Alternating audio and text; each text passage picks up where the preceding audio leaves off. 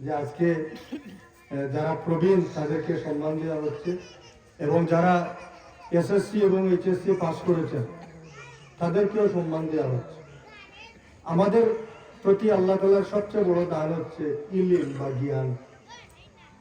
একটা জাতি তখনই মাথা উঁচু করে দাঁড়াতে পারে যখন সেই জাতির লোকেরা মূর্খ হয় না, জাহেল হয় না, তারা আহলে ইলম হয়, জ্ঞানী হয়, দিয়ানি হয়, মানুষের কল্যাণে কাজ করে। জ্ঞান বলতে শুধু কিতাবি জ্ঞান বুঝায় না। আপনারা জানেন যে আল্লাহ রাব্বুল আলামিন তার কালামে পাকে বলেছেন, সূরা ফাতিরের মধ্যে আছে, এখানে বসে বসে প্রকৃতি জগৎ পর্যবেক্ষণ করছিলাম।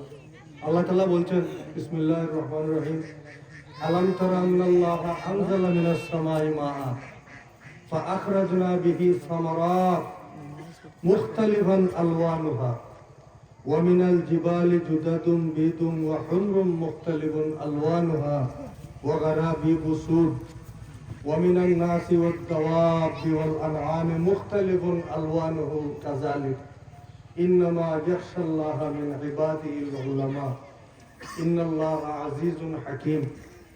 এখানে আল্লাহ তাআলা বলছেন, তোমরা কি চক্ষু খুলে দেখতে পারো না? তোমরা কি চিন্তা করো না? Are you not reflecting আন্নাল্লাহা